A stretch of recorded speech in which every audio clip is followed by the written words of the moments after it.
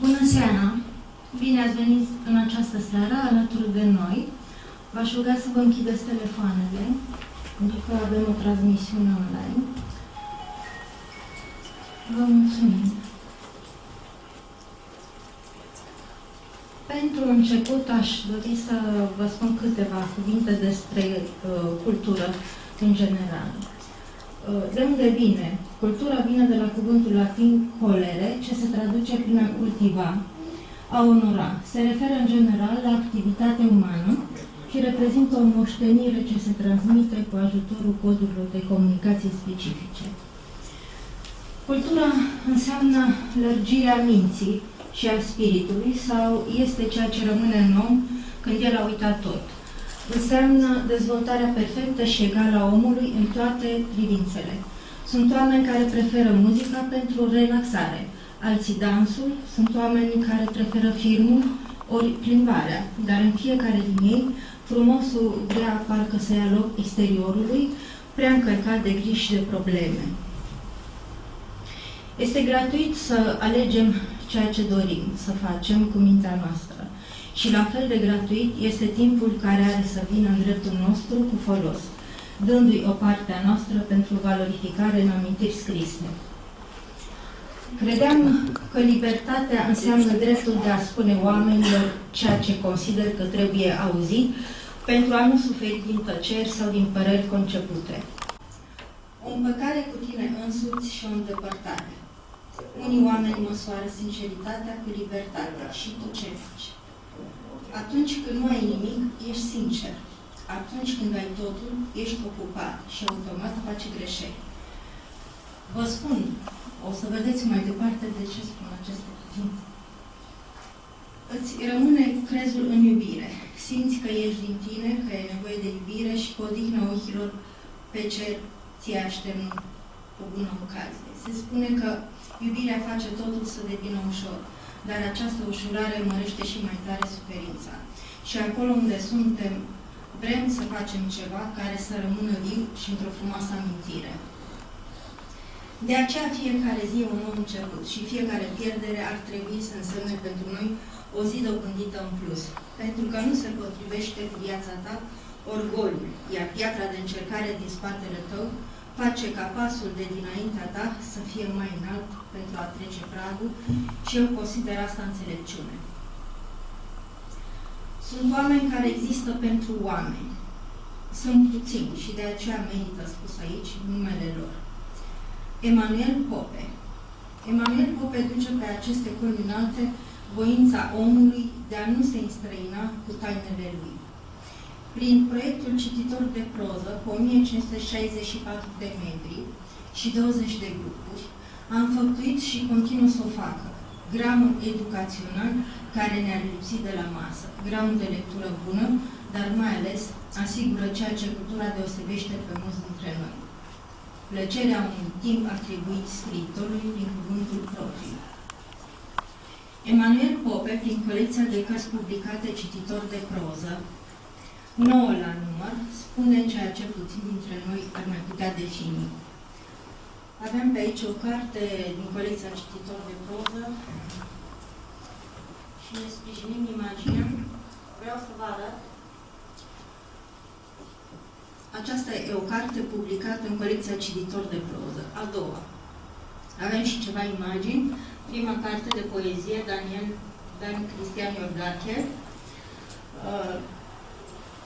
Aceste cărți sunt distribuite gratuit. Toți membrii Cititori de proză sau oricine dorește să citească o anumită carte, dă adresa. Nu se comercializează, deci am spus în 9 cărți publicate și mai urmează încă 2 în decurs de o lună, Mirela Tonenchi din Timișoara și Alina Boratoma din Iași. Există de asemenea colecția online Cititor de proză, Frecvența Radio, acolo unde autorii își recită creațiile, și revista Faleze de piatră, cu care am plinit de curând 3 ani de existență. De ce spun Cititor de proză și Emanuel Pope? Pentru că e omul care ne sprijină cu toată această acțiune. pentru care dumneavoastră ați venit în această seară. De fapt, din pricina emoțiilor, trebuia să încep seara cu o poezie. Și un cuvânt frumos pe care l-a spus Paler în poezie Avem timp. El spune așa: am învățat că nu trebuie să te compari cu ceea ce pot alții mai bine să facă, ci ceea ce poți tu să faci. Și a mai spus Paler așa: am învățat că indiferent cât de mult suferi, lumea nu se va opri în loc pentru durerea ta.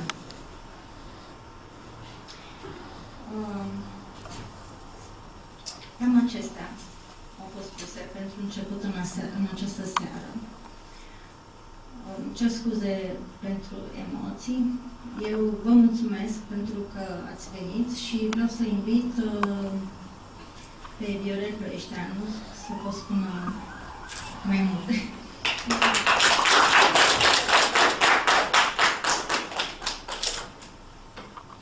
Vă spun și eu bună seara și bine ați venit în această seară la evenimentul organizat de Centrul de Excelență în promovarea creativității românești Dublin. De fapt, sunt mai multe evenimente în această seară pe care vi le prezentăm. Unul dintre ele este lansarea revistei Itaca, o revistă care se adresează, bineînțeles, tuturor, însă cuprinde în paginile sale numai autori români care sunt stabiliți în diaspora, în afara granițelor României. De ce? Pentru că ceilalți din țară au suficiente reviste la dispoziție în care vor publica și sunt chiar nenumărate. Poate și cei din diaspora au, însă nu știu dacă una numai pentru ei. Tocmai de aceea am făcut-o și sperăm să fie un lucru bine făcut, cel puțin noi credem că va fi, viitorul o va demonstra. Un alt eveniment pe care îl prezentăm această seară este lansarea canalului Media TV al Centrului de Excelență, o televiziune online. Această transmisiune se face în direct. Este chiar prima emisiune pe care o realizăm pe acest canal. O veți putea vedea și înregistrată pe același canal. O să prezentăm link-ul pe site-ul nostru. Un alt eveniment pe care îl prezentăm este acela că ne vom întâlni lunar în acest spațiu, nu în această sală, însă în același hotel Cassidy's. În Library Room este o sală mai mică, însă veți putea veni în fiecare prima sâmbătă din fiecare lună, de la orele 18 la orele 20, unde putem prezenta proiecte, putem face un cenaclu literar, unde vom organiza emisiuni cu dumneavoastră, cu artiști, creatori din Dublin, la fel care vor fi transmise pe canalul nostru de televiziune. Să revin la revista Itaca, o revistă care apare online, dar și pe suport de hârtie. Din păcate, nu vă putem prezenta în această seară, pentru că întotdeauna trebuie să te lovești de probleme când faci un lucru. Revista este în Dublin, însă nu a putut fi ridicată de la Pește. La prima întâlnire o veți putea primi dacă veți participa la întâlnirile lunare pe care le facem la Cassidy's Hotel. Însă această revistă nu dorim să ne reprezinte pe noi, Centrul de Excelență în promovarea creativității românești Dublin. Publicăm și noi acolo, însă importanți sunt ceilalți autori. Noi am făcut o selecție destul de, nu știu dacă aspră, însă am încercat să fim obiectivi, să prezentăm materiale de calitate. Semnalele sunt bune, însă este de la sine înțeles că trebuie să creștem calitatea revistei și dacă ar fi fost bună de la început, foarte bună, n-am mai fi avut că trece timp. Tocmai de aceea trebuie să lăsăm loc pentru a crește mai mult. De ce un centru de excelență al creativității românești Dublin? Ce încercăm noi să facem prin acest centru toți oamenii, desigur că iubesc într-o mai mică sau mai mare măsură cultura. Sunt dependenți de cultură pentru că nu trăim numai pentru hrană, casă, îmbrăcăminte. Avem nevoie și de altceva, mai mult decât lucrurile acestea lumești. Acest ceva vine din cultură, indiferent din ce domeniu al culturii. Literatură, muzică, pictură, sculptură sau alte domenii. Noi încercăm să aducem oamenii către aceste lucruri minunate pe care ni le oferă cultura, pentru că știm cu toții, începem să ne retragem din societate pentru că am fost poate loviți, am fost dezamăgiți de oameni sau de acțiuni pe care nu le-am putut duce la bun sfârșit, poate tot din cauza oamenilor, dar trebuie să avem încredere în oameni, pentru că fără oameni nu putem realiza nimic. Iar oamenii trebuie să-i câștigăm, să-i încurajăm, să le deschidem inima pentru ca ei să vină cu ceea ce creează. Că toți oamenii sunt creatori în felul lor. Noi trebuie să le oferim spațiul și mijloacele pentru a se manifesta. Asta încercăm să facem. Asta facem prin proiectul Centrului de Excelență. Deocamdată a fost un spațiu virtual pe care majoritatea dintre noastre l-ați vizitat, ați participat, mai mult sau mai puțin. Cel puțin ați știut ce se întâmplă acolo, mă gândesc. Acum încercăm să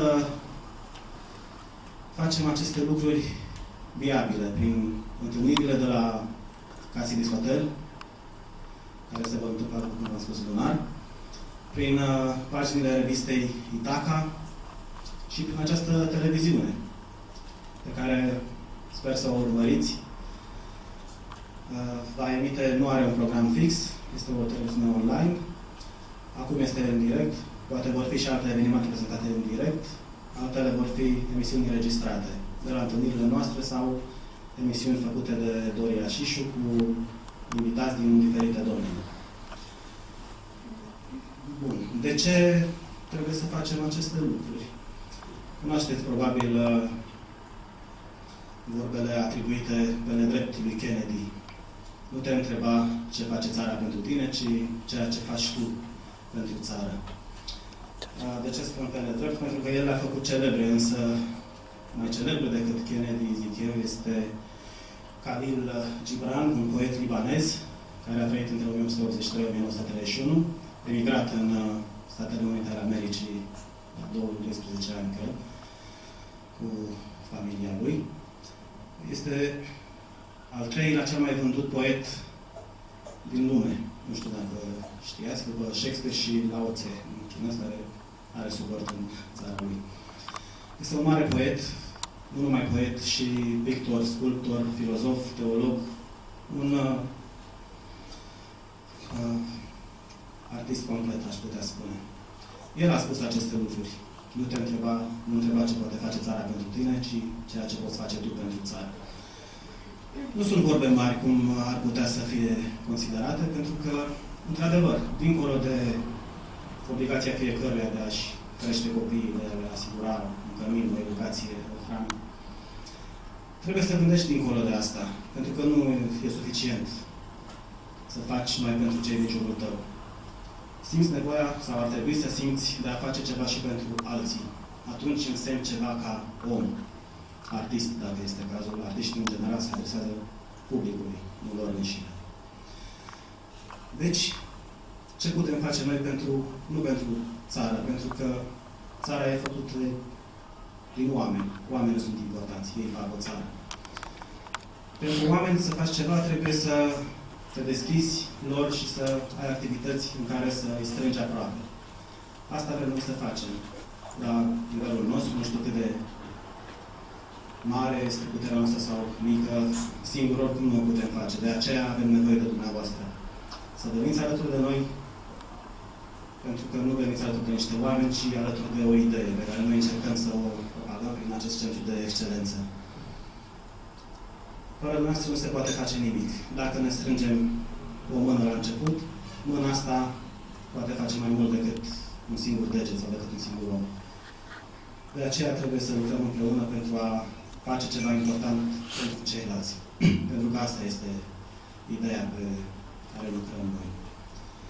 Să se folosească alții de munca noastră, care nu e importantă pentru persoană, ci pentru comunitate. Tot Emanuel Pope are o vorbă. Trebuie să fie oameni care țin steagul sus. Oamenii ăștia se pare că sunt din ce în ce mai puțini. Pentru că nu știu dacă frică, poate frica de eșec, pentru că au pățit-o. Și noi am pățit-o. Și noi o pățim zilnic sau la intervale regulate. Important este să nu acumulăm aceste eșecuri sau să nu le dăm de mare importanță. Trebuie să gândim pozitiv, să avem încredere în cei de lângă noi și pentru asta trebuie să ținem steagul sus, cum spune Emanuel. Iar sub acest steag vor veni și alții. Dacă unul singur este cu steagul sus, el poate aduce sub acest steag mai mulți oameni. Pe dumneavoastră, pe cei care sunt iubitori de cultură și creează ceva pentru alți oameni. Cam acestea sunt ideile noastre pentru care v-am invitat în această seară și vă mulțumim pentru că ați venit. Este important pentru noi să știm că avem cui ne adresa, că sunt oameni care încă mai cred în cultură și nu se închid în bărlogul lor, nu stau izolați. Pentru că trebuie să ieșim în oameni, în lume, să arătăm ce putem face, să facă și alții alături de noi. Despre revista Itaca. Nu a fost o muncă ușoară, pentru că orice început este greu. Dar primul pas, dacă a fost făcut, urmează și alții. Orice drum începe cu un prim pas. Nu trebuie să ne oprim aici, trebuie să continuăm. La această revistă au contribuit și oameni din România care ne-au sprijinit și aș dori să le mulțumesc pe această cale. Doamnei Virginia Paraschiv, critic și redactor în revista noastră. Dumnezeu face critica de anumite texte în fiecare număr. Domnului Mihai Gane, care ne-a sprijinit cu editura dumnealui, editura Transilvania. Doamnei Alina Doratoma și domnului Mihai Ristea, care au realizat PDF-ul revistei. Puteți vedea și pe ecran. Și, bineînțeles, autorilor, pentru că uneori sunt cei mai importanți. Voi și dau valoare unui lucru înfăptuit. Sperăm să apreciați această revistă, care va apărea cu regularitate la 3 luni, este trimestrială. Și vă așteptăm pe data de 4 mai, cred că e prima sâmbătă din luna mai, în acest hotel, în Library Room, unde ne vom întâlni și veți putea primi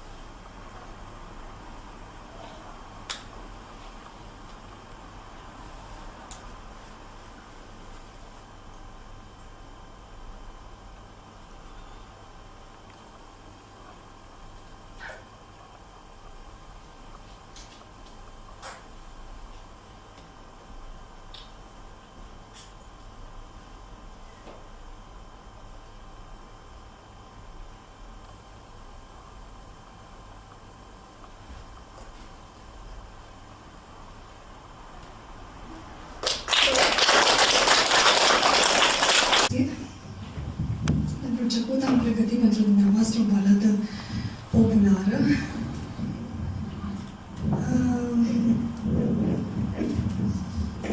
O baladă populară culeasă din popor.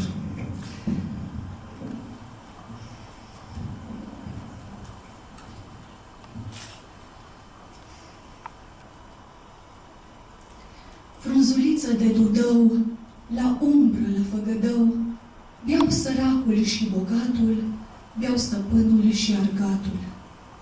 Iar bogatul se mândrea și în glas mare poruncea: Măi crâșmar, măi făgădar, adă mie vindi un ban ca să beau cu ist sărman. Dar săracul că râdea și din gură îmi poruncea: Măi crâșmar, măi făgădar, adă mie vindi un zlot să-l beu cu bogătul tot. Măi sărace, sărăcilă, de ce vrei să-mi faci în silă? Nu spune bunga cu mine că n-ai cârmeșă pe tine. Nici nu ai turme de oi, nici coșer cu păpușoi, nici car mare în 4 boi ca să poți cinsti cu noi. Măi bogate bogățele, dacă ai averi de acele, nu-mi scoate ochii cu ele, că averile de frunte sunt ca un izvor de munte. Astăzi curge și neacă și mă scade și apoi seacă. De ai turme mari de oi, ai și turme de nevoi. Că pe unde turme blânzi sunt și lupi mereu flămânzi. Măi sărace, sărăcilă, face-mi-aș de tine milă, de n-ai fi tu om pismaș și la inimă vrășmaș. Măi bogate bogățele, nu fi dușman gurii mele, că nu-ți vreau nici rău, nici bine, n-am ce împărți cu tine. Tu ai care cu 8 boi, ai coșer cu păpușoi, eu un cal bun de nevoi. Tu ai bani de vânturat, galbeni mulți de semănat. Eu am numai un topor, care mi-e bun frățior, că-și ce adun într-o vară, eu adun numai într-o sară. Că topor mi-e vrăjit cu tăi și l-oțelit, și când el se întoarce în vânt, cad bogății la pământ.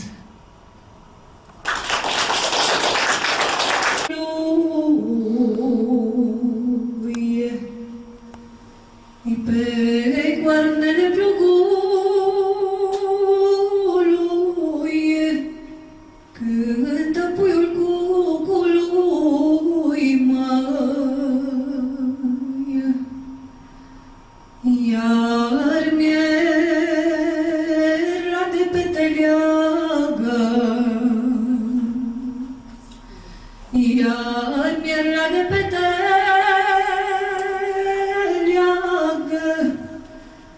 Ne zice la voi să meargă,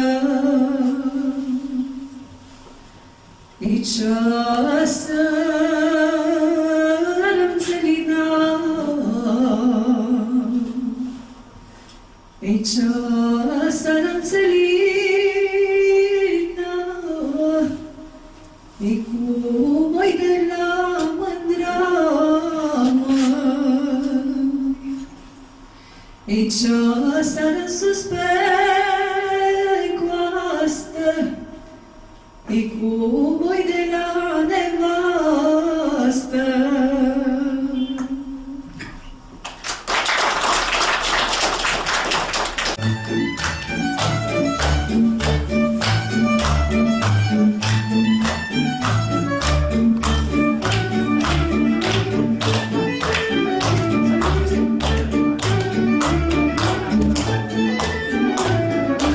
Eu sunt de prin marginii, la la la la la la.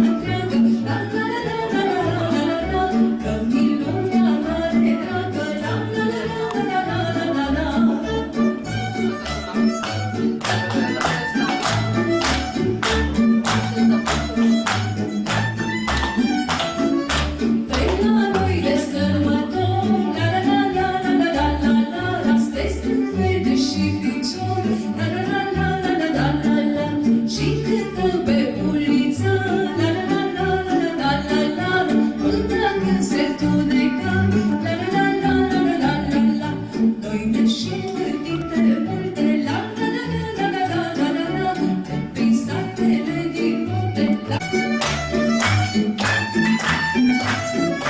Când sunezi primăvara, la la la la la la la la la, ești un mari cu turma, la la la la la la la la, și se duc pe munții verzi, la la la la la la la la la, până la toamnă nu-i vezi, la la la la la la la la, la izboare, izborele, la la la la la la la la, pe câmpul cu viorele, la la la la la la la la, la umbră de cetină, la la la la la la la la la, numai mântuirea, la la la la la la la la la la.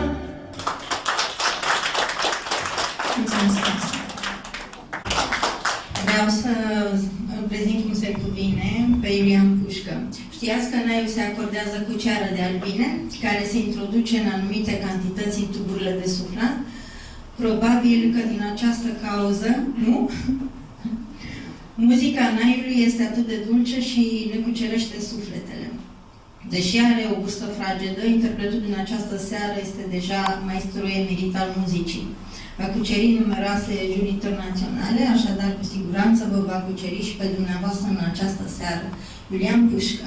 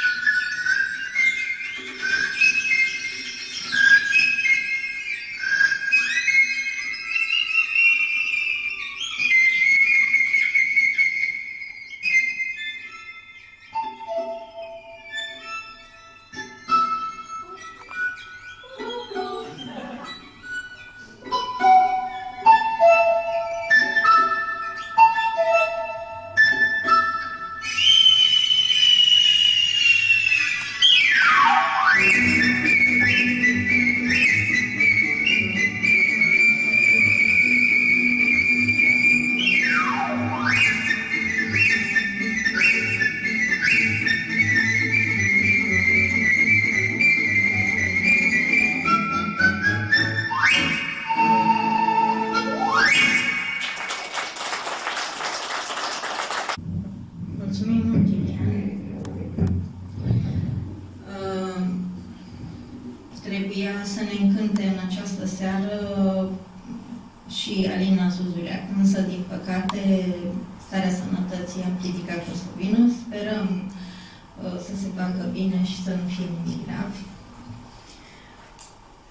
Vreau să îi mulțumesc lui Tudor de o prezență binevenită în această seară, are 7 luni. Iată că revista noastră are succes.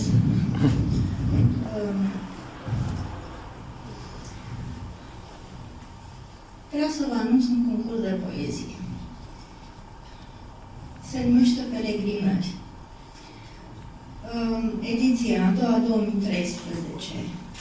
Membrii juriului: Virginia Paraschid, Emil Brumaru, Felix Nicolau, Radu Bancu, Adrian Suciu, Adrian Munteanu, Attila Balaș din Slovacia și eu din Irlanda. Perioada desfășurării 15 aprilie 31 mai. Atunci se trimit textele. 1-15 iunie jurizare, din 1 în 15 iunie votarea publicului pe site-ul Centrului de Excelență în promovarea creativității românești. Da. Veți găsi acest regulament al concursului de poezie afișat pe site-ul nostru, Centrul de Excelență. E un regulament, cred eu, destul de frumos. Faza 1, 1-10 iunie 2013, faza a doua, 11-15 iunie. Aici veți găsi detalii, ce și cum se desfășoară concursul. El este organizat de noi, așa cum am zis, de Centrul de Excelență. Vreau să mulțumesc tuturor românilor din România, Anglia, New York, Germania, Israel, Australia, Franța, de peste tot. Tuturor românilor care au publicat în revista Itaca, care acum se uită la noi. Le mulțumesc pentru încrederea pe care o au. Din Irlanda, în revista Itaca, a publicat doamna Dominica Lazar. Vă mulțumim, doamna Dominica Lazar, și vă mai așteptăm. Tot în această revistă o să găsiți articole noastre făcute pentru Teodora Ciuta, pentru Cristina Ștefania Țărean, pentru Florian Zapra. Să mulțumim, Florian, pentru tot ceea ce faci aici în Irlanda și regretăm absența ta. Și Simona Bercu Bursan, actrița noastră dragă, care la fel regretăm absența. Așa cum am spus, vă așteptăm la întâlnirea de luna următoare pentru a vă da revista Itaca, iar de asemenea se distribuie gratuit ca și cărțile din colecția Cititor de proză. Ce aș putea să vă mulțumesc din suflet că ați venit și ați fost alături de noi. Și vă spuneți, domnule. Da, vă invităm la cafea și ceai, încă aminte. Vă mulțumesc mult!